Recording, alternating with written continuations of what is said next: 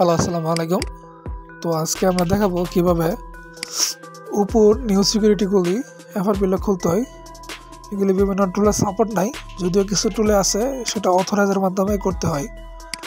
তো আজকে আমরা একটা উপর রেনো 12 5G ফোনের এফআরপি আনলক করবো। এটা বিভিন্ন টুলের সাপোর্ট আছে, কিন্তু কাজ করতে গেলে হইতেছে না। হ্যাঁ, আসলে মূলত এটার update security, new security authorise লাগবে। তো অ্যান্ড্রয়েড মাল্টি টুলে আমরা মডেল সিলেক্ট করলাম, যেহেতু আমরা রিসেট এফআরপি করবো। তো মডেল সিলেক্ট করার পর এখানে সি পেজ দেওয়ার পরে জাস্ট এখন আমরা রিসেট এফআরপি দেবো, ঠিক আছে। আর যারা আপনারা অনলাইনে কাজ করতে চান রিমোটলি, অবশ্যই যোগাযোগ করবেন, আমরা করে থাকি। তো আমরা এখানে রিসেট এফআরপি দেওয়ার পর দেখেন আমাদের এখানে 10 ক্রেডিট আছে। তো 5 ক্রেডিট কাইটা নেবে আর এফআরপি লকটা রিমুভ হবে।